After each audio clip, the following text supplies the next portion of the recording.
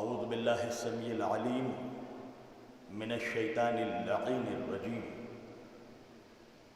بسم اللہ الرحمن الرحیم الحمدللہ رب العالمین الحمدللہ الذی ہدانا لہذا وما كنا لنهتدي لولا ان هدانا اللہ لقد جاءت رسل ربنا بالحق الصلاة والسلام والتحیت والاکرام علی سید اشرف الانبیاء والمرسلین خاتم النبیین طہ و یاسین شفیع المذنبین امام الحرمین والقبلتین وسیلتنا فی الدارین صاحب کعبہ و قوسین جد الحسن والحسین محبوب رب المشرقین و رب المغربین مولانا و مولا الثقلین سیدنا و نبینا و شفیعنا و طبیبنا و حبیبنا و کریمنا و امامنا و ملجانا و مغیثنا و اولنا و اوسطنا و آخرنا و کلنا حضور جناب ابو القاسم احمد مجتبی محمد مصطفیٰ صلی اللہ علیہ وسلم وَأَهْلِ بَيْتِهِ الطَّيِّبِينَ الطَّاهِرِينَ الْمَعْصُومِينَ الْمَظْلُومِينَ الْمُنْتَخَبِينَ الْمُنْتَجَبِينَ الْغُرِّ الْمَيَامِينَ وَأَصْحَابِهِ الْمُتَّقِينَ الْمُنْتَخَبِينَ الْمُنْتَجَبِينَ وَلَعْنَةُ اللَّهِ عَلَىٰ أَعْدَائِهِمْ أَجْمَعِينَ من يومنا هذا إلى قيام يوم الدين أما بعد فقط قال الله تعالى في الفرقان الحميد والمحكم كتابه المجيد وقوله الحق بسم الله الرحمن الرحيم ولقد زرعنا لجهنم كثيرا من الجن والإنس لهم قلوب لا يفقهون بها ولهم أعين لا يبصرون بها وَلَهُمْ آذَانٌ لَا يَسْمَعُونَ بِهَا أُولَئِكَ كَالْأَنْعَامِ بَلْ هُمْ أَضَلُّ أُولَئِكَ هُمُ الْغَافِلُونَ صدق اللہ المولانا العلی العظیم وبلغنا رسولہ النبی الامین الکریم وَنَحْنُ عَلَى ذَلِكَ لَمِنَ الشَّاهِدِينَ وَالشَّاكِرِينَ وَالْحَمْدُ لِلَّهِ رَبِّ الْعَالَمِينَ ایک بار دیگر درود پڑھے پر محمد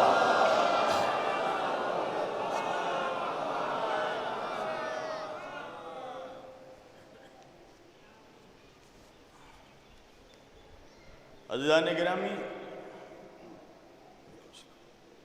ہمارے محترم کنور محمد احسان علی خان صاحب جو کہ کنور محمد عیسیٰ علی خان صاحب جو کہ یہاں پر بیٹھے ہیں آئے ہوئے ہیں، ان کے والد گرامی کی طبیعت بڑی علیل ہے۔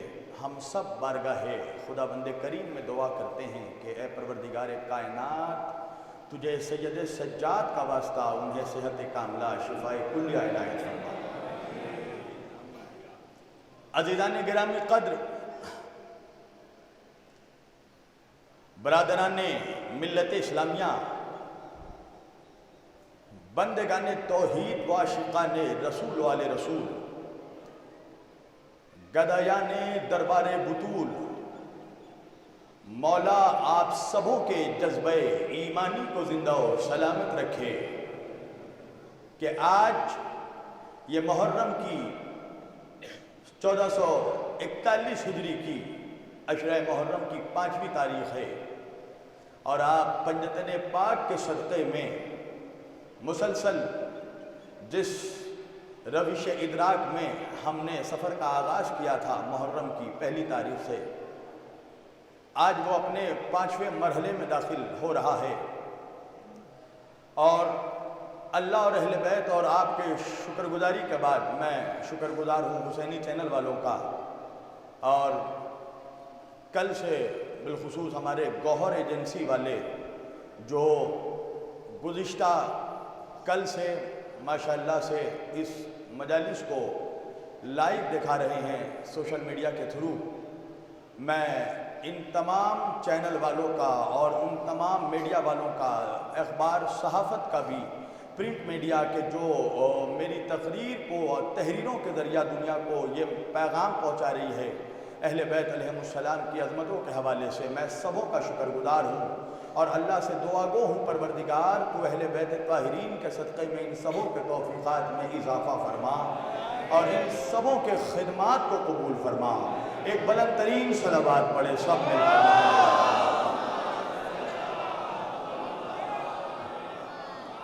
دیکھیں میری یہ طبیعت رہی ہے، میں کبھی بہانے بازیاں نہیں کرتا، مگر آپ کو ایک حقیقت یہ بتانا چاہتا ہوں کہ کل رات کو عالم یہ تھا کہ گلے سے آواز نکالنا میرے لیے دشواری ہو رہی تھی۔ میں نے آج فجر کے بعد خداوند کریم سے دعا کی کہ پروردگار یہی تو شبیر کا وہ گلا ہے، وہ آواز ہے جس کے ذریعہ وہ تیرے محبوبوں کا تذکرہ کرتا ہے۔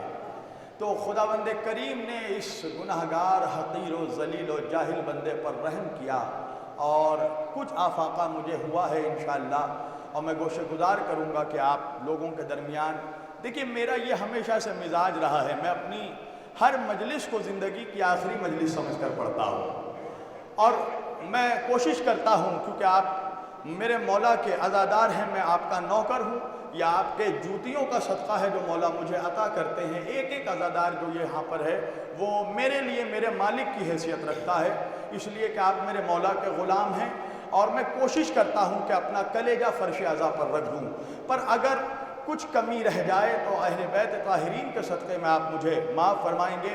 میں اگر زیادہ زور نہ لگا پاؤں تو آپ بھلے ہی میری آواز پہ نہ دیں، کلیم پہ داد نہ دیں، کلام پہ ضرور بولیں۔ ہاں، اور لکھنؤ کا مجمع ہے ماشاءاللہ، مجھے کہنے کی ضرورت نہیں ہے کہ یہ مجمع کلام پر بولتا ہے۔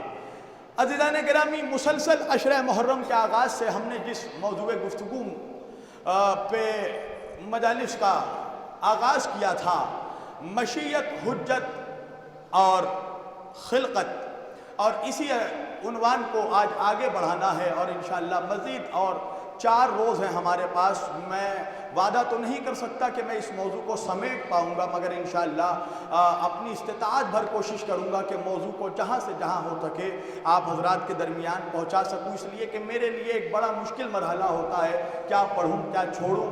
یہ مولا مشکل کشا کا کرم ہے کہ جو وہ چاہتے ہیں وہ پڑھاتے ہیں۔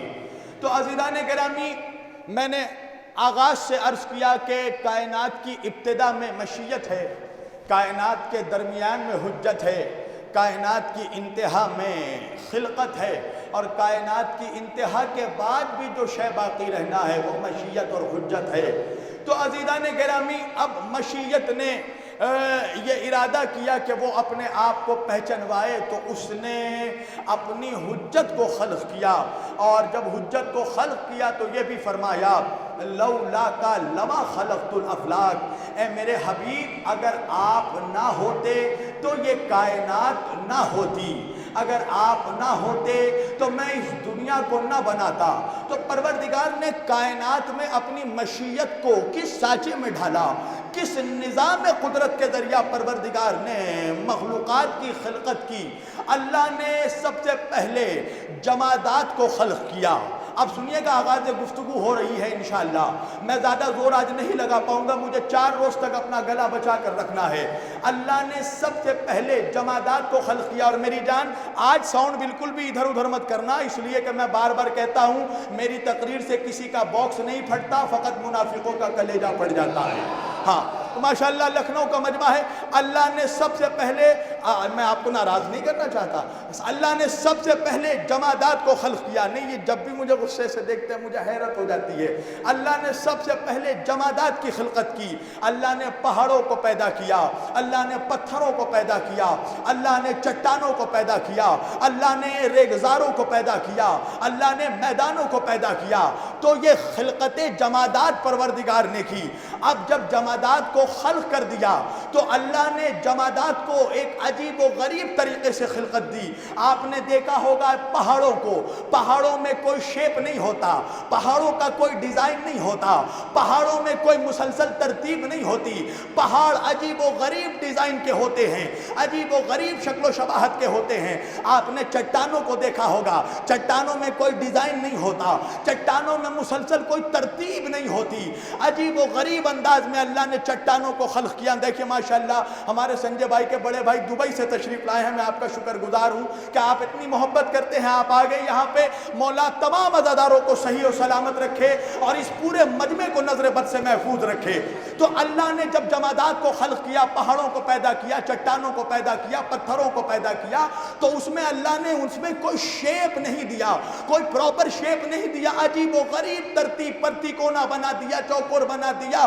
عجیب و غریب ترتیب پر اللہ نے جمادات کو خلق کیا. اور اللہ نے جمادات میں نشو و نما نہیں دیا، اللہ نے اس میں گروتھ نہیں دیا، گروتھ سسٹم نہیں دیا.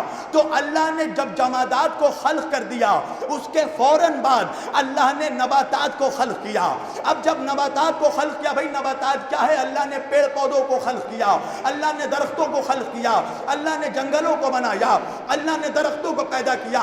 تو جب درختوں کو اللہ نے پیدا کیا، تو جب پیڑ پودوں کو، نباتات کو اللہ نے پیدا کیا، تو نباتات کو جمادات پر یہ فضیلت دی کہ اللہ نے جمادات میں گروتھ نہیں دیا تھا، مگر نباتات میں اللہ نے گروتھ بھی دیا.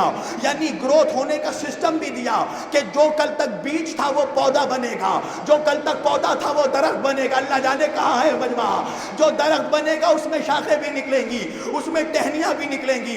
تو اللہ نے نشو و نما نباتات کو عطا کیا، نباتات کو اللہ نے گروتھ سسٹم عطا کیا.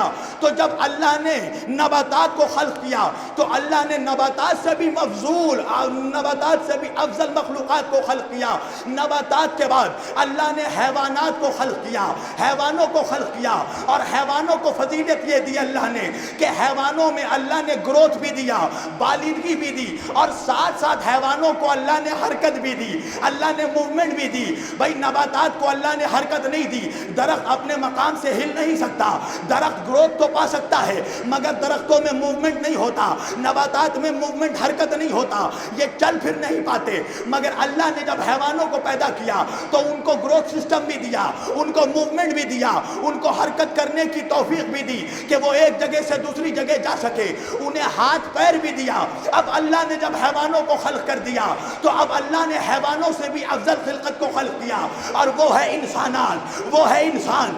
اللہ نے جب انسانوں کو پیدا کیا تو انسانوں کو افضلیت یہ دی کہ بھئی انسانوں کو اللہ نے گروتھ بھی دیا، انسانوں کو اللہ نے حرکت بھی دیا، انسانوں کو اللہ نے موومنٹ بھی دیا. مگر آپ مجھ سے پوچھیں گے مولانا تو پھر جانوروں میں اور انسانوں میں فرق کیا ہے؟ حیوانوں میں اور انسانوں میں فرق کیا ہے؟ بھئی جانور بھی پیروں سے چلتا ہے، انسان بھی پیروں سے چلتا ہے. بعض جانور بھی ہاتھوں سے کھاتے ہیں، انسان بھی ہاتھوں سے کھاتا ہے. جانور بھی آنکھوں سے دیکھتا ہے، انسان بھی آنکھوں سے دیکھتا ہے. جانور بھی کانوں سے سنتا ہے، انسان بھی کانوں سے سنتا ہے. تو اللہ نے انسانوں کو افضلیت کیا دی؟ تو سنو، اللہ نے افضلیت یوں دی کہ اللہ نے جانوروں کو حرکت تو دی، گروتھ تو دیا، مگر عقل نہیں دی. اللہ جانے کہاں ہے لکھنؤ کا مجمع.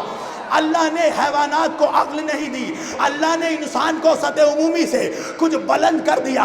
اللہ نے انسان کو عقل بھی دی اور اللہ نے اس پیمانے پر انسانوں کو جانوروں سے افضل بنایا. تو اب جب انسانوں کو پیدا کیا تو انسانوں میں ہی چن کر کچھ انسانوں کو انسانیت سے بھی بلند بنا دیا اور ان کو نبوت پر فائز کر دیا.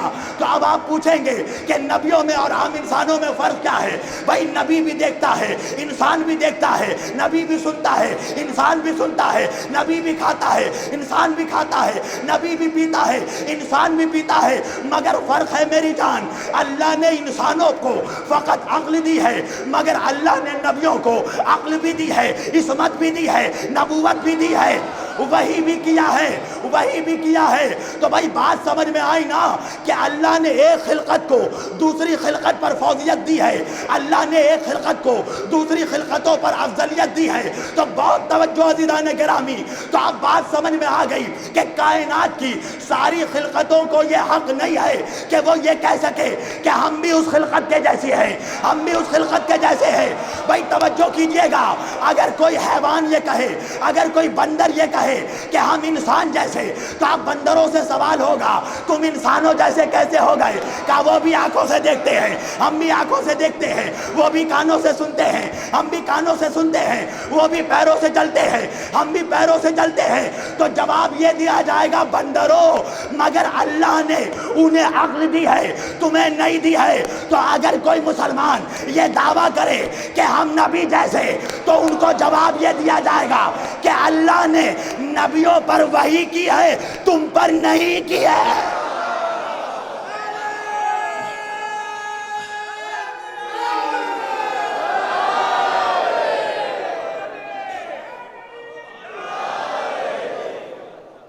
اللہ نے اپنے نبیوں پر وحی کی ہے، تم پر نہیں کی ہے۔ بھئی عجیب بات ہے، مسلمان آج تک کہتا ہے کہ نبی ہم جیسے، محمد ہم جیسے، مگر میں نے آج تک نہیں سنا کہ کسی مسلمان نے کہا ہو کہ عیسیٰ بھی ہم جیسے، موسیٰ بھی ہم جیسے، ابراہیم بھی ہم جیسے، یحییٰ بھی ہم جیسے، ادریس بھی ہم جیسے۔ کہا نہیں مولانا، کسی میں اتنی ہمت نہیں ہے کہ عیسیٰ کو اپنا جیسا کہے، اس لیے کہ اگر عیسیٰ کو اپنے جیسا کہا تو ٹھوکر سے منڈا کر کے مردے کو زندہ کر کے دکھانا ہوگا۔ کسی انسان میں ہمت نہیں ہے موسیٰ کو اپنا جیسا کہے، اس لیے کہ موسیٰ کو اپنے جیسا کہا تو دریا میں راستے پیدا کر کے دکھانا ہوگا۔ کسی انسان میں ہمت نہیں ہے کہ وہ ابراہیم کو اپنے جیسا کہے، اس لیے کہ ابراہیم کو اپنے جیسا کہا تو آگ میں بیٹھ کر دکھانا ہوگا۔ کسی انسان میں ہمت نہیں ہے وہ یونس کو اپنے جیسا کہے، اس لیے کہ یونس کو اپنے جیسا کہا تو مچھلی کے پیٹ میں تسبیح پڑھ کے دکھانا ہوگا۔ کسی انسان میں ہمت نہیں ہے کہ وہ نوح کو اپنا جیسا کہے، اس لیے کہ نوح کو اپنے جیسا کہا تو طوفانوں سے ٹکرا کر دکھانا ہوگا۔ کسی انسان میں ہمت نہیں ہے، میں نے کہا اسی طرح کسی انسان میں یہ بھی ہمت نہیں ہونی چاہیے کہ محمد کو اپنا جیسا کہے، اس لیے کہ اگر محمد کو اپنا جیسا کہا تو جسم سے سایہ جدا کر کے دکھانا ہوگا، ہاتھوں پہ پتھروں کو کلمہ پڑھ کے دکھا۔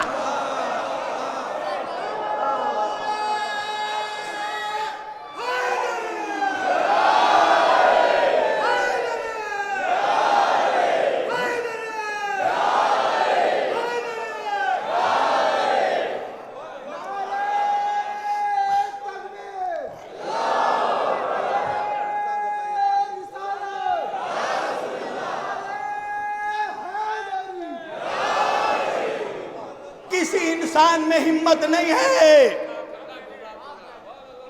اس لیے عزیزان گرامی وجہ یہ ہے کہ منزل کمال سے منزل نقص کو سمجھا جا سکتا ہے، مگر منزل نقص سے منزل کمال کو سمجھا نہیں جا سکتا۔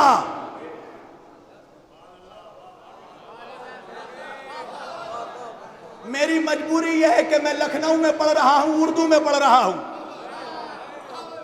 اگر بنگال میں بھی پڑھتا تو کوئی بات تھی۔ ابھی کچھ روز پہلے مجھے بنگال سے فون آیا، فون میں مجھ سے کہنے لگے میں نے غلطی سے فون کیا ہے۔ میں نے فون کاٹ دیا، پھر فون کیا، کہنے لگا میں نے غلطی سے فون کیا ہے۔ میں نے کہا بے غلطی سے فون کیا ہے تو کاٹ دے، پھر میں نے کاٹا۔ تیسری بار بھی فون کیا، کہنے لگا ارے قبلہ آپ سمجھے نہیں، میں نے غلطی سے فون کیا۔ میں نے کہا بار بار غلطی کیوں کر رہا ہے؟ کہا میں جس جگہ میں رہتا ہوں اس کا نام غلطی ہے۔ توجہ ہے، آپ معلوم کیجئے گا بردوان میں ایک جگہ ہے، اصل میں گلفی ہے مگر وہ غلطی کہنے لگا۔ تو اب یہ زبان یہاں کی نہیں ہے، میں اردو میں تقریر کر رہا ہوں۔ تو منزل کمال سے منزل نقص کو سمجھا جا سکتا ہے، مگر منزل نقص سے منزل کمال کو نہیں سمجھا جا سکتا۔ نہیں پہنچا میرا مجمع، نہیں پہنچا۔ بھئی کلاس 10 کا اسٹوڈنٹ، گریجویشن کا اسٹوڈنٹ یہ تو جانتا ہے کہ ہائر سیکنڈری میں کیا پڑھایا گیا، مدھیمک میں کیا پڑھایا گیا، آئی سی ایس سی میں کیا پڑھایا گیا، مگر آئی سی ایس سی کا اسٹوڈنٹ یہ نہیں جانتا کہ ہائر سیکنڈری میں کیا پڑھایا گیا، گریجویشن میں کیا پڑھایا گیا۔ نہیں پہنچا میرا مجمع، اور آسان کر دیتا ہوں، سطح عمومی میں اتر جاتا ہوں میں۔ بھائی ایک بوڑھا آدمی یہ جانتا ہے کہ جوانی کیا ہوتی ہے، بچپنا کیا ہوتا ہے۔ اب یہ تو کمال ہے نا، اللہ اگر کسی بوڑھے کو بھی جوانی دے دے۔ دیکھیں سارم بھائی کتنے خوشی سے دیکھ رہے ہیں میرے چہرے کو۔ ہے بھائی ایک ضعیف آدمی جانتا ہے کہ جوانی کیا ہے، بچپنا کیا ہے، مگر ایک بچہ نہیں جانتا کہ جوانی کیا ہے، بڑھاپا کیا ہے۔ تو بات سمجھ میں آئی نا کہ منزل کمال سے نقص کو سمجھا جا سکتا ہے مگر منزل نقص سے کمال کو نہیں سمجھا جا سکتا۔ نہیں پہنچا میرا مجمع، سارے جمادات مل کر یہ نہیں سمجھ سکتے کہ نباتات کیا ہے، سارے نباتات مل کر یہ نہیں سمجھ سکتے کہ حیوانات کیا ہے، سارے حیوان مل کر نہیں سمجھ سکتے کہ انسان کیا ہے، سارے انسان مل کر نہیں سمجھ سکتے کہ انبیاء کیا ہے، اور سارے انبیاء یہ نہیں سمجھ سکتے کہ مصطفیٰ کیا ہے۔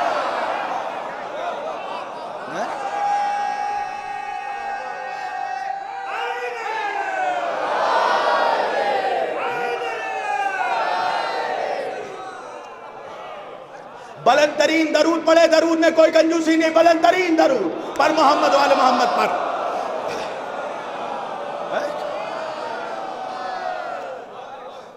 یاد ہے نا کل کی گفتگو، اللہ کہہ رہا ہے ان کان للرحمن ولد فانا اول العابدین۔ اے میرے حبیب آپ ان سے کہیے کہ اگر اللہ کا رحمان کا کوئی بیٹا ہوتا تو فانا اول العابدین، آپ سب سے پہلے عبادت گزار ہے۔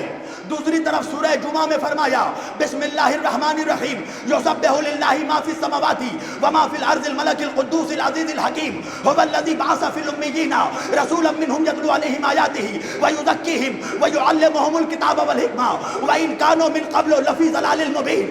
اللہ فرما رہا کائنات کا ذرہ ذرہ ہر شے اللہ کی تسبیح کر رہا ہے، اللہ کی عبادت کر رہا ہے، اللہ کے سامنے سجدے کر رہا ہے، اللہ کے سامنے نمازیں پڑھ رہا ہے، توحید کے وحدانیت کے گنگان گا رہا ہے، اللہ کی توحید کا اقرار کر رہا ہے، اللہ کی عبادت کر رہا ہے۔ اب عالم اسلام کا ایک بہت بڑا نام ہے علامہ مودودی، جنہوں نے خلافت و ملوکیت لکھ کر، خلافت و ملوکیت لکھ کر کتنے منافقوں کے چہروں پر جوتا مار دیا۔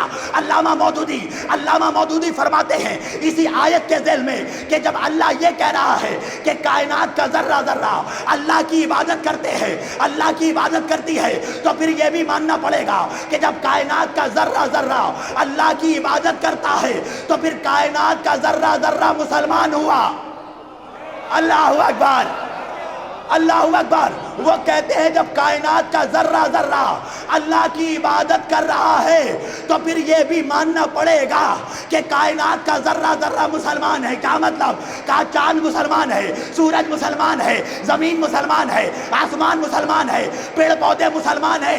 میں نے کہا علامہ مودودی آپ نے یہ مان لیا نا کہ کائنات کا ذرہ ذرہ مسلمان، چاند ستارے مسلمان، سیارے مسلمان، ماپارے مسلمان، زمین و آسمان مسلمان، مگر یہ تو بتاؤ کبھی زمین کو کلمہ پڑھتے سنا، کبھی آسمان کو کلمہ پڑھتے سنا، کبھی درختوں کو کلمہ پڑھتے سنا، کبھی چاند ستاروں کو کلمہ پڑھتے سنا؟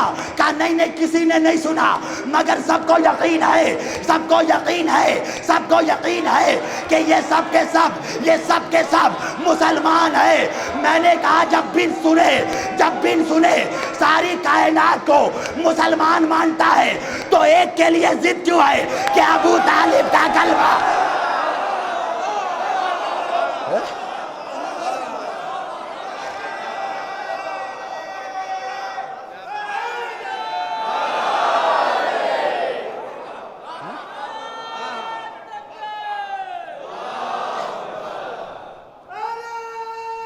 بابا سے بلند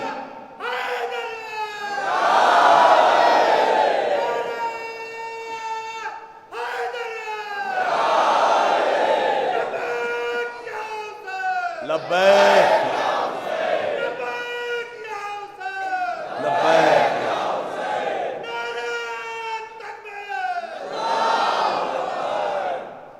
جب یہ مانتا ہے کہ کائنات کا ذرہ ذرہ مسلمان، سنا نہیں مگر مانتا ہے، سنا نہیں مگر مانتا ہے۔ سنی ہونا، سنا نہیں مگر مان رہا ہے، تو میں نے کہا پھر ابو طالب سے سننے کی ضد کیوں ہے؟ کہا کہ وجہ یہ ہے کہ عبداللہ ابن عباس روایت کرتے ہیں کہ حضور نے آخری وقت حضرت ابو طالب کے کان میں کہا چچا کلمہ پڑھ لیجئے. چچا نے بھتیجے کے کان میں کہا نہ میں کلمہ نہیں پڑھوں گا. میں نے کہا کہ یہ بتا، نبی نے چچا کے کان میں کہا، چچا نے بھتیجے کے کان میں کہا، راوی نے آواز کیسے سن لی؟ اور وہ بھی وہ راوی جو ابو طالب کے وفات کے وقت پیدا ہی نہیں ہوا تھا. ہائے ہائے ہائے ہائے.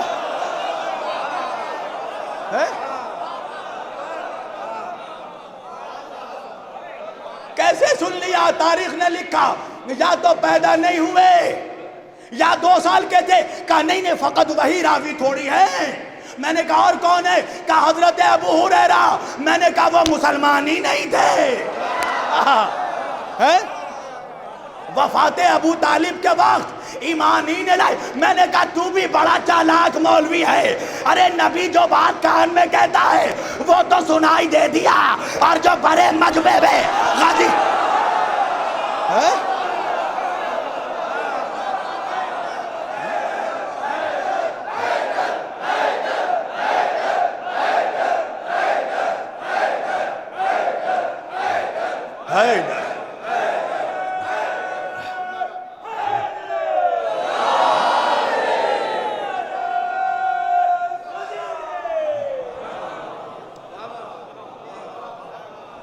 احسان فراموش. اللہ کہہ رہا ہل جزاء الاحسان الا الاحسان. میں نے کہا بتا اسلام میں ابو طالب کے علاوہ کس کے باپ کا احسان ہے؟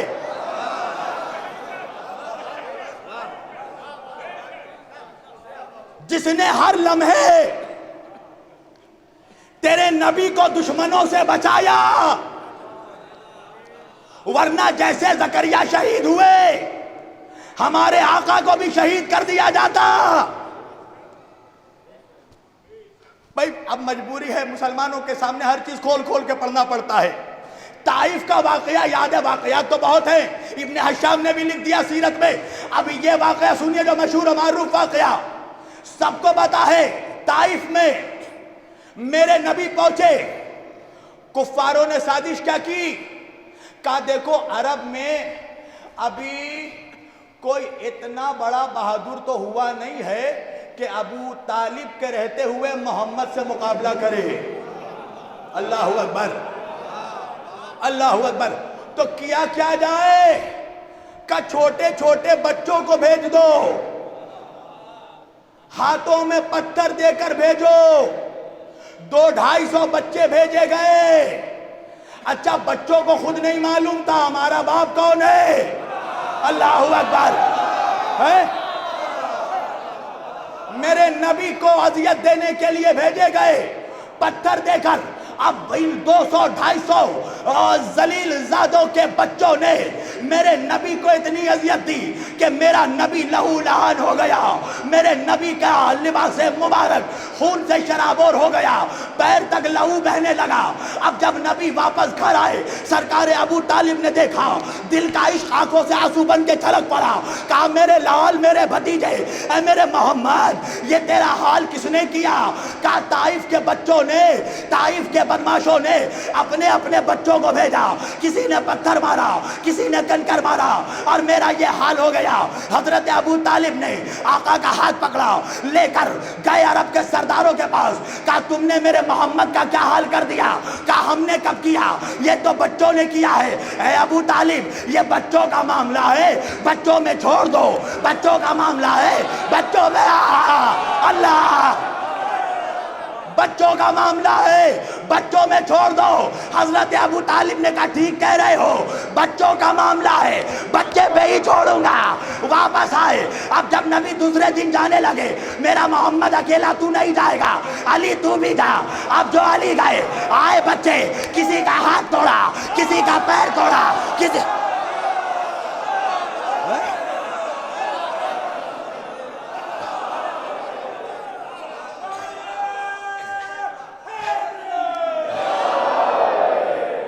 کسی کا ہاتھ توڑا، کسی کا پیر توڑا، کسی کو کانا کیا، کسی کو لینگڑا کیا، کسی کو للا کیا، کسی کو ہینڈیکیپ کیا. اب یہ سب اپنے اپنے ہڈیاں توڑوا کر اپنے گھروں میں پہنچے. بچوں کے لابلد باپوں نے پوچھا کہ تیرا حال کیسے ہوا؟ سب نے کہا جو لینگڑا تھا کہا علی نے پیر توڑا، جو للا تھا کہا علی نے ہاتھ توڑا، جو کانا تھا کہا علی نے ہاتھ پھوڑا، جس کا سر پھٹا کہا علی نے سر پھوڑا. اب سب کے سب آئے ابو طالب کے پاس. ابو طالب دیکھو علی نے ہمارے بچوں کا کیا حال کیا. ابو طالب نے کہا جانے بھی دو، بچوں کا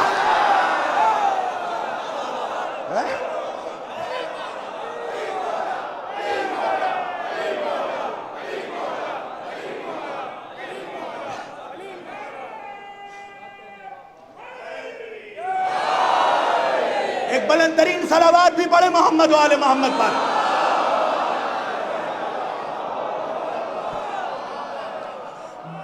بچوں کا معاملہ ہے، چھوڑ دو بچوں پر. اللہ کو ابو طالب کی یہ وفا اتنی پسند آئی، اللہ نے کہا ہے ابو طالب دشمن میرے حبیب کے بھی ہے، دشمن تیری اولادوں کے بھی ہوں گے. تو اے ابو طالب حل جزاء الاحسان الا الاحسان، احسان کا بدلہ سوائے احسان کے کچھ نہیں ہوتا. تو نے میرے نبی کو بچایا، میں قیامت تک تیری نسلوں کو بچاؤں گا. تو نے میرے نبی کی خاطر اپنی اولاد کو بھجوایا، اگر قیامت تک تیری اولادوں پر نماز میں درود نہ بھجوایا تو خدا نہ کہنا.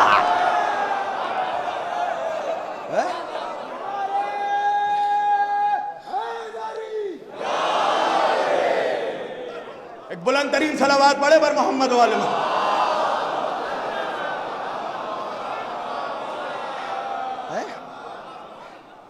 محشر تلک تیری اولادوں پر درود نہ بھجوایا تو خدا نہ کہنا.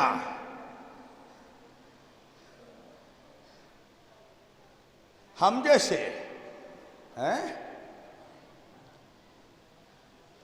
اچھا اگر ہمت ہے تو کلمہ چینج کر کے دکھا. عقیدہ تو چینج کر دیا نا، کلمہ بھی چینج کر دے. کہ تو کیا پڑھے؟ میں نے کہا اگر ہمت ہے تو پڑھ کے دیکھا لا الہ الا اللہ مولوی صاحب رسول اللہ. کہا توبہ توبہ، اتنا بڑا گناہ ہم نہیں کر سکتے. میں نے کہا کیوں؟ کہا اگر کلمے سے محمد کا نام نکال دیا تو نجس ہو جائیں گے. اگر کلمے سے محمد کا نام ہٹایا تو نجس ہو گئے، اگر کلمے میں محمد کا نام پڑھا تو نجس سے پاک ہو گئے. ارے اب بھی نہیں سمجھے؟ تم میں اور محمد میں وہی فرق ہے جو نجاست میں اور طہارت میں فرق ہے.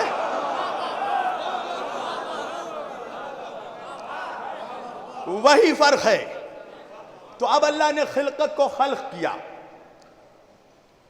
اور سنیے گا بڑی امپورٹنٹ بات کر رہا ہوں، اور خطیب کا کمال ہی یہی ہے کہ وہ سخت سے سخت ترین پیراگراف کو مجمع کے سامنے آسان کر کے رکھ دے. ہاں لکھنؤ کا مجمع جانتے ہو شاعر کا کمال کیا ہے پتہ ہے؟ شاعر کی فنکاری یہ ہے کہ جب پہلا مصرع پڑھے تو مجمع یہ نہ سمجھ پائے کہ دوسرے مصرعے کا قافیہ کیا ہوگا. تو خطیب کا بھی کمال یہ ہے پہلا جملہ ایسا ہو کہ مجمع یہ نہ سمجھ سکے کہ دوسرے جملے کا نتیجہ کیا ہوگا. تو اللہ نے خلقت کو وجود دیا، اور جب وجود دیا تو اللہ نے وجود کو 4 حصوں میں تقسیم کر دیا. وجود کو، ہر شے کے وجود کو 4 حصے میں تقسیم کر دیا. ہر شے کے وجود کا 4 حصہ ہوتا ہے. پہلا وجود کیا ہے؟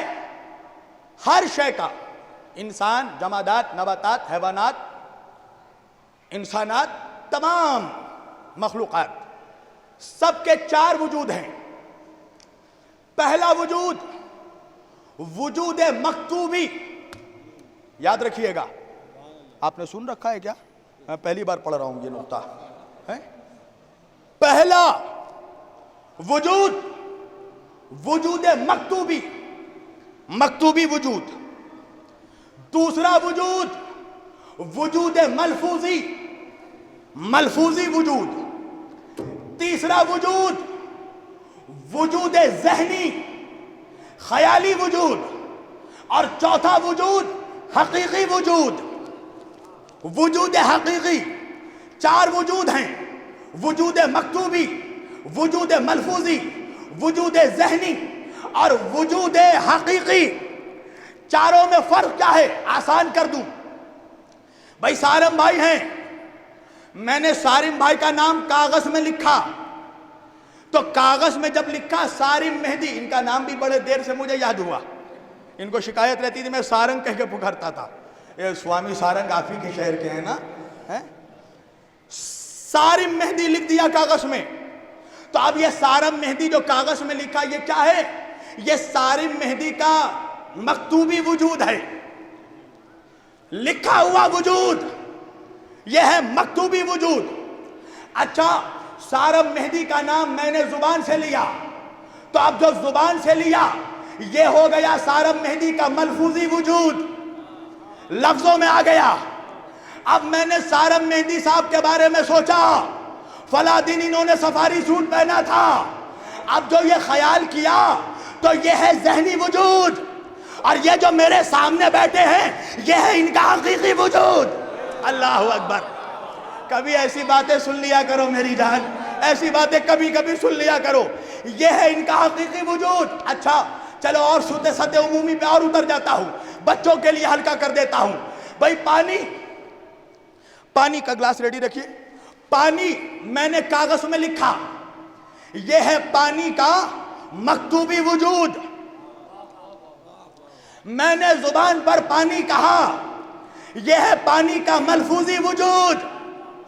میں نے پانی کا تصور کیا، یہ ہے پانی کا ذہنی وجود، اور یہ ہاتھ میں گلاس کے اندر جو ہے یہ ہے پانی کا حقیقی وجود۔ بات پہنچ رہی ہے؟ بھئی ہر شے کے چار وجود، ایک مکتوبی، دوسرا ملفوظی، تیسرا ذہنی، چوتھا حقیقی۔ تو بھئی پانی کے چار وجود، جو کاغذ پر لکھا ہے یہ ہے مکتوبی وجود، جو زبان پر آ گیا یہ ہے ملفوظی وجود، جو ذہن میں آ گیا وہ ہے ذہنی وجود، جو ہاتھوں میں آ گیا وہ ہے حقیقی وجود۔ مگر میں کیا کروں کہ پانی کا کام ہے پیاس بجھانا، مگر کاغذ پہ لکھا ہوا مکتوبی وجود پیاس نہیں بجھاتا، زبان میں لایا ہوا ملفوظی وجود پیاس نہیں بجھاتا، خیال میں لایا ہوا ذہنی وجود پیاس نہیں بجھاتا، ہاتھوں میں لیا ہوا حقیقی وجود پیاس بجھاتا ہے۔ بات سمجھ میں آئی؟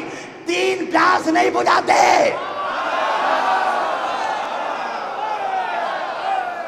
چوتھا پیاس بجھاتا ہے۔ تو بھائی جس طرح ہر شے کے چار وجود، اسی طرح قرآن مجید کے بھی چار وجود، جو رحل پر رکھا ہوا ہے، جو پرنٹر ہاؤس سے چھپ کر آیا یہ ہے مکتوبی وجود، جب زبان پر قرآن کی تلاوت کی یہ ہے ملفوظی وجود، جب خیال میں تصور کیا یہ ہے ذہنی وجود، اور قرآن کا چوتھا ہے حقیقی وجود۔ اور قرآن ہے کیا؟ قرآن ہے معجزہ۔ مگر میں کیا کروں، 1400 سال ہو گیا مگر نہ مکتوبی وجود سے معجزہ ہوا، نہ ملفوظی وجود سے معجزہ ہوا، نہ ذہنی وجود سے معجزہ ہوا۔ معجزہ ہوا تو حقیقی وجود سے۔ اب آپ پوچھیں گے قرآن کا حقیقی وجود کون ہے، کس نے معجزہ دکھایا؟ تو اگر معجزہ دیکھنا ہے تو ستاروں کا اترتے دیکھ لینا، سورج کا پلٹتے۔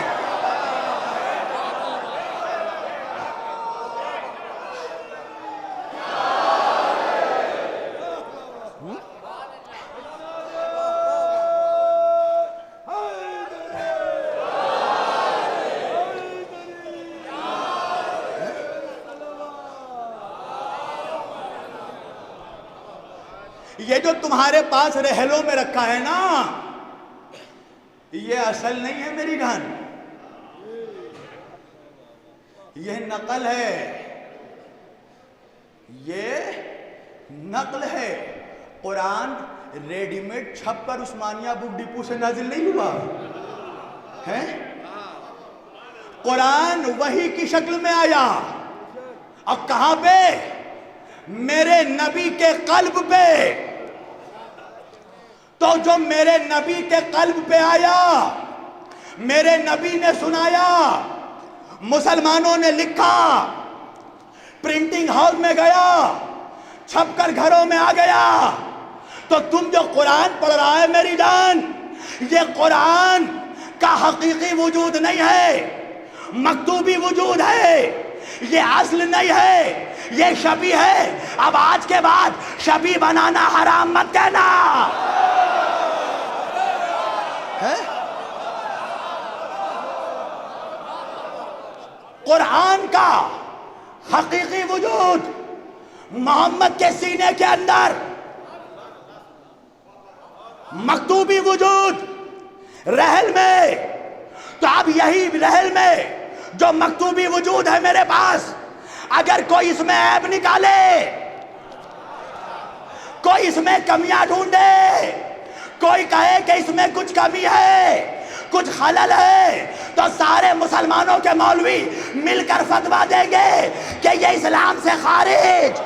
میں نے کہا جی مولوی ہے، ارے جو قرآن کے مکتوبی وجود پر خلل نکالے وہ اسلام سے خارج، اور جو ذات محمد میں کمیاں ڈھونڈے۔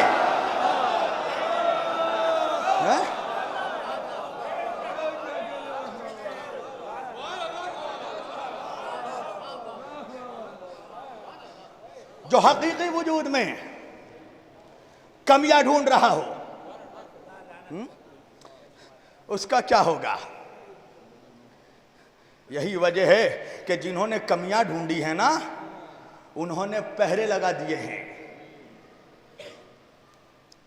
مسلمانوں کو جانے نہیں دیتے نبی کے پاس، مسلمانوں کو جانے نہیں دیتے کہ اپنے نبی کے مزار کا بوسہ دے دے، ہے کیوں؟ بھلے بدعت ہے۔ اپنے ابا مفتی اعظم کا ہاتھ چومنا بدعت نہیں ہے؟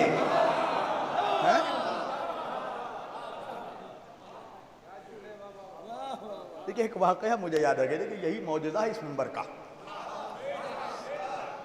شیخ شرف الدین، ابھی کچھ سالوں تقریباً 5-10 سال پہلے کا واقعہ ہے، اور میں نے سنا ہے یہ واقعہ، جو حقیقت ہے وہ بول دوں تو شیخ شرف الدین بہت بڑے عالم دین تھے، اسی قوم سے تھے، مولا کے چاہنے والے تھے۔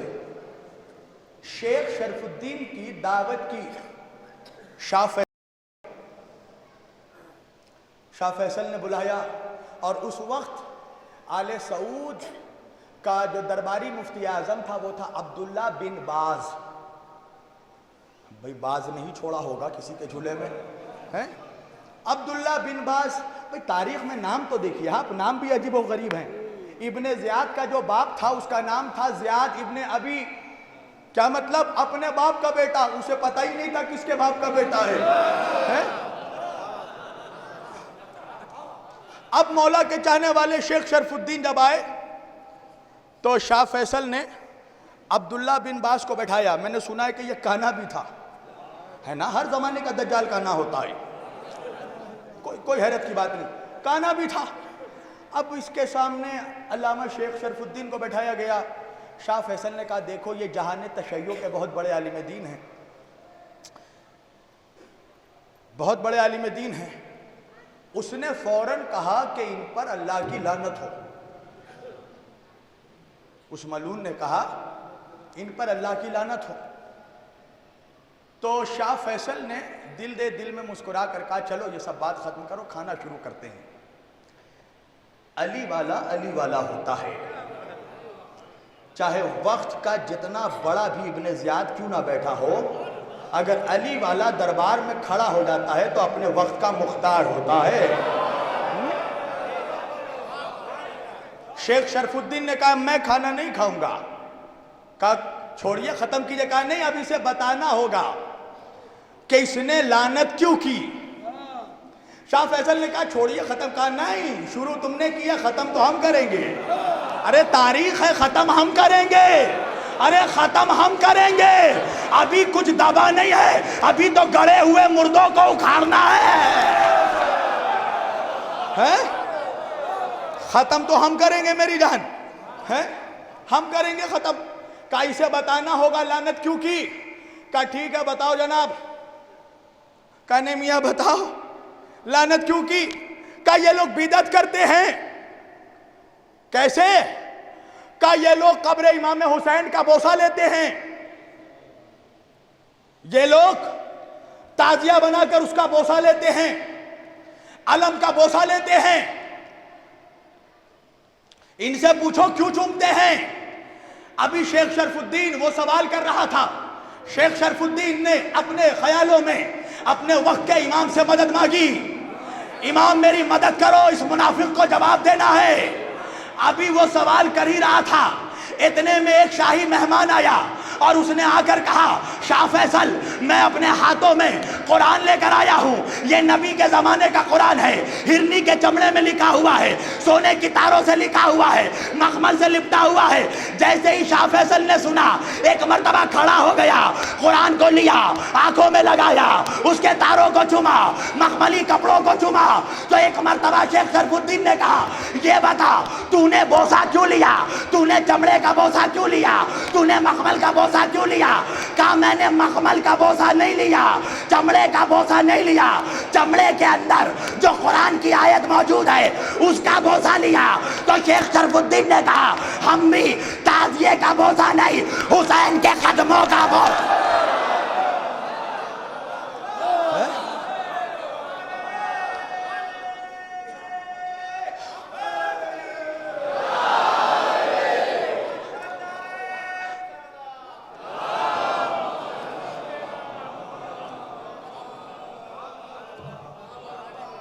ختم کر دیا میں نے. ایک واقعہ اور یاد آ گیا بس یہ لاسٹ. حضرت ابو ایوب انصاری رضوان اللہ تعالی علیہ. ابو ایوب انصاری اللہ اکبر کیا کیا واقعات ہیں. نبی اٹھنی پہ داخل ہوئے مدینے میں. سب دعوت دے رہے ہیں اپنے اپنے گھروں میں. آئیے آقا ہمارے یہاں آئیے ہمارے یہاں آئیے. اب یہ ہے رحمت عالم. ایک کو قبول کرے تو باقیوں کا یعنی ریجیکٹ کر دیا تو رحمت عالم کہاں رہے. کہا آقا کس کے گھر جائیے گا. کہا فیصلہ میری اٹھنی کرے گی. اٹھنی جا کر حضرت ابو ایوب انصاری کے دروازے پر بیٹھ گئی. میرے آقا نے اٹھنی پر فیصلہ چھوڑ کر یہ تو بتا دیا نا کہ ہم محمد و آل محمد جن جانوروں پہ سوار ہوتے ہیں وہ بھی باشعور ہوتے ہیں. اللہ اکبر. بعد رسول وہی ابو ایوب انصاری مزار رسول پر قبر رسول سے لپٹ کر قبر رسول کا بوسہ لے رہے ہیں. آنکھوں سے میرے نبی کے قبر مبارک کی خاک مبارک کو آنکھوں سے لگا رہے ہیں. کبھی رخسار رکھتے ہیں کبھی بایاں رخسار رکھتے ہیں. کبھی سروں کو رکھتے ہیں کبھی آنکھوں کو رکھتے ہیں. کبھی بوسہ لیتے ہیں. ایک مرتبہ پیچھے سے ایک لعنتی مروان ابن حکم آیا. ایک یہ تڑی پار تھا نا دور محمدی کا تڑی پار ہے یہ. اب آ کے کہنے لگا یہ تم کون ہو جو یہ بدعت کر رہے ہو قبر رسول کا بوسہ لے رہے ہو. ایک مرتبہ اب جو مڑے اس نے دیکھا ابو ایوب انصاری ہے. چہرے پہ وہ جلال تھا. مروان ابن حکم ٹھہر گیا. اب تو ابو ایوب انصاری نے مڑ کر کہا اے حکم کے بیٹے میں مٹی کا نہیں محمد کے تلووں کا بوسہ اپنے نبی کے قدموں کا بوسہ لے رہا ہوں. اپنے نبی کے قدموں میں آیا ہوں. مجھے معلوم ہے میں خاک کے ڈھیر پہ نہیں آیا. ایک درود پڑھے پر محمد والے محمد.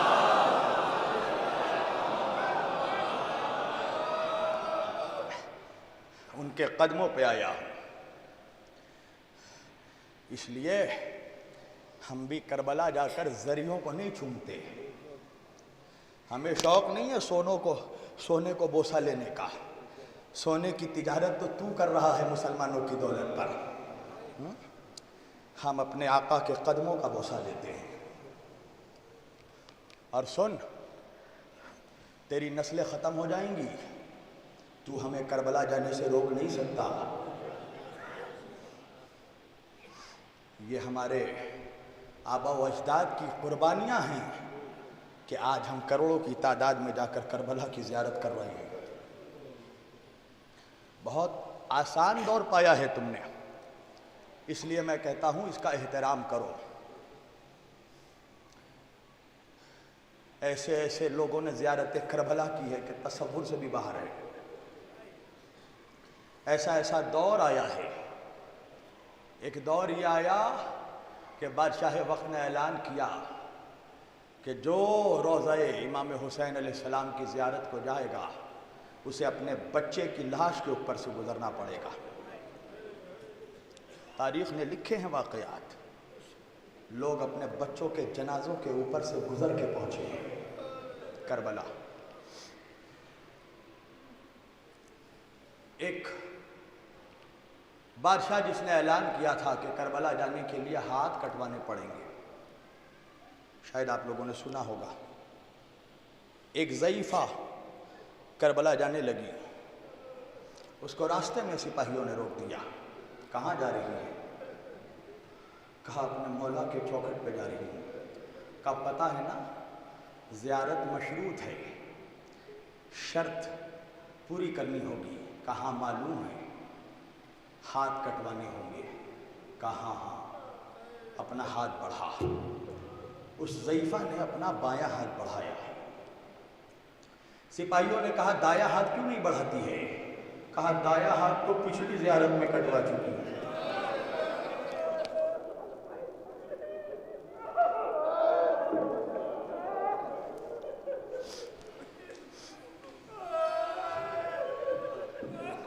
پانچ محرم کی تاریخ آ گئی نا، آج زینب کے بچوں پہ گریا کرنا ہے نا۔ عزاداروں، جب یہ قافلہ مدینے سے نکلنے لگا تو قافلے میں سوائے ایک فاطمہ صغرا کے آل محمد کا ہر فرد موجود تھا، مگر دو ایسے بچے تھے جو مدینے سے نکلتے وقت قافلہ حسینی میں شامل نہیں تھے۔ پتہ ہے نا ان بچوں کا نام؟ ایک کا نام اون تھا، ایک کا نام محمد تھا۔ بہت کمسین بچے تھے، چھوٹے بچے تھے۔ اون محمد روانہ نہیں ہوئے تھے۔ مدینے سے جب میرے مولا کا قافلہ نکلا تو قافلہ ایک مقام پر جا کر رکا۔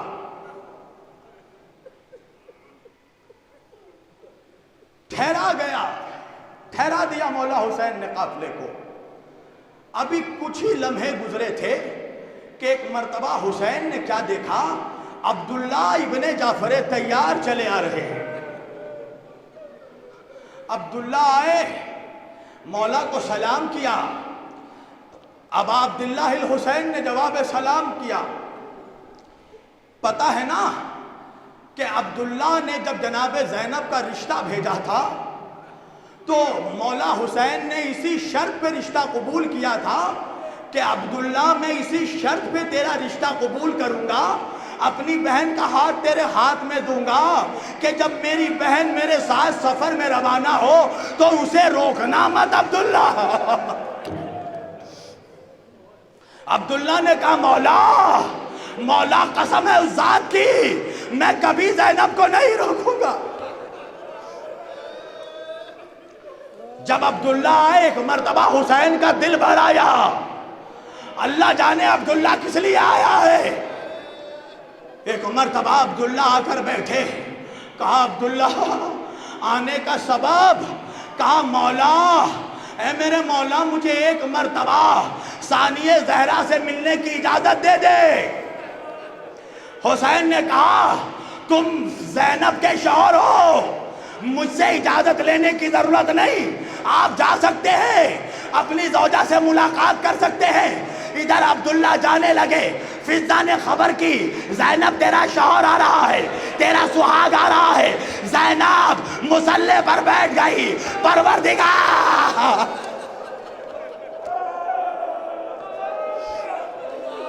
پروردگار میرے بھیا کا ساتھ نہ چھوٹے۔ ایک مرتبہ عبداللہ آئے، سلام کیا، جواب سلام کیا۔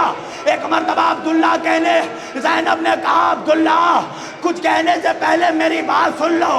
کہا کیسی بات؟ کہا تم میرے شوہر ہو، اگر تم نے مجھ سے کہا کہ میں تمہارے ساتھ چلوں، تمہارا حکم شرعاً مجھے ماننا پڑے گا، میں جاؤں گی تو ضرور، مگر تم مجھے زندہ نہیں میرے جنازے کو۔ ہاں دادارو، عبداللہ نے کہا نہیں ثانیہ زہرا، آپ نے غلط سمجھا، میں آپ کو لینے نہیں آیا۔ کہا تو پھر کس لیے آئے ہو؟ کہا حسین جا رہے ہیں، میں حسین کا صدقہ اتارنے آیا ہوں۔ کہا کیسا صدقہ؟ کہا یہ میرے 2 بچے اول محمد، اسے کربلا میں میرے مولا پہ صدقہ۔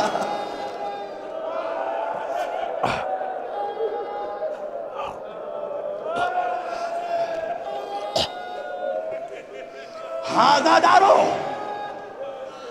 شب عاشور آئی نا، ایک مرتبہ زینب نے اپنے بچوں کو بلایا، کہا میرے بچوں کل جب صبح عاشور ہو تو ایسا نہ ہو کہ تم سے پہلے میرے اکبر کا جنازہ آئے، اگر تم سے پہلے میرے اکبر کو کوئی تکلیف پہنچی تو دودھ نہ بخشو گی۔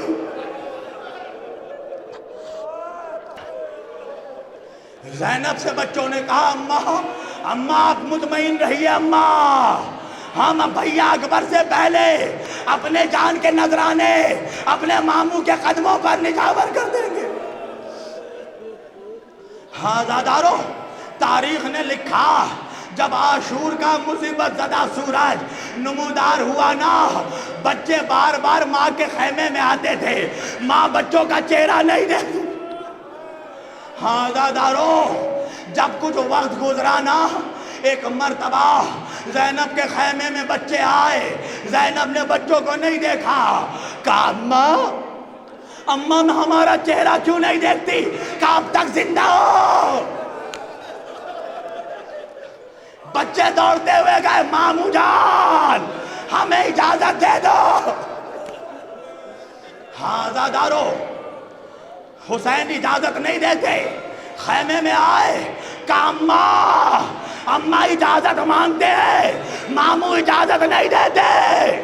زینب آئی، کہا بھیا کیا اپنی بہن کے نذرانے کو قبول؟ ہاں دادارو، وہ وقت بھی آیا، حسین نے بچوں کو اجازت دی، ننھے ننھے عمامے پہنے بچوں نے، یہ کون ہے؟ عباس علمدار کے تربیت یافتہ ہے۔ ایک مرتبہ بچے ماں کے پاس آئے، اماں ماموں نے اجازت دے دی، کہا بچوں سنو، مجھے معلوم ہے تمہارے رگوں میں حیدر کرار کا لہو ہے، جعفر طیار کا لہو ہے، تم لڑتے لڑتے جب بہت دور چلے جانا، اگر نہر فرات کے قریب پہنچ جانا تو پانی نہ پینا، یہ یاد رکھنا سکینہ پیاسی ہے۔ ہاں دادارو، جعفر طیار کے پوتے حیدر کرار کے نواسے لڑتے لڑتے شجاعت ایسی پسر سعد کے خیمے میں پہنچ گئے۔ پسر سعد اپنے خیمے سے نکلا، آواز دی، ارے یہ جعفر طیار کے پوتے ہیں، حیدر کرار کے نواسے ہیں، انہیں ایسے نہیں ختم کرو گے، چاروں طرف سے گھیر لو۔ اب فوج نے ایک مرتبہ گھوڑے دوڑے، بچوں کے درمیان سے ایک بھائی ادھر ایک بھائی ادھر، کبھی تلوار کبھی نہیں۔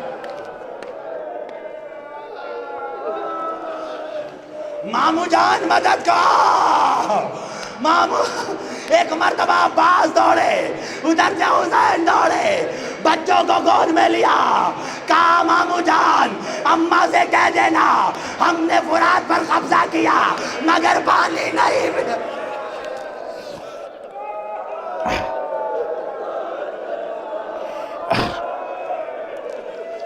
ہاں زادارو، حسین جنازوں کو لے کر گنج شہیدہ پہ آئے، زینب نے آنسو نہیں بہایا، عاشور گزر گیا، زینب بچوں پہ نہ روئی، ہاں دادارو جب جنازے اسیران کربلا کے پاس لائے گئے نا تو ہر کے جنازے پہ کوئی نہ کوئی رونے والا موجود تھا، مگر 2 بچوں کے جنازے ایسے ہی پڑے تھے۔ کسی عورت نے پوچھا کیا ان پر رونے والا کوئی نہیں؟ زینب نے سنا، ارے بی بی کیا کہہ دیا، یہ میرے بچے ہیں، اگر ان پہ روئی تو زہرا کے بچے پہ بس ختم کر دیا۔ زینب اپنے بچوں پہ کبھی نہ روئی، مگر ہائے ماں کا کلیجہ جب قید سے رہائی ہوئی، مدینے واپس آئی، جب گھر پہ داخل ہوئی، ننھے ننھے مسلے، ننھے ننھے ہمارے، آئے میرا آنا، آئے میرا ماں۔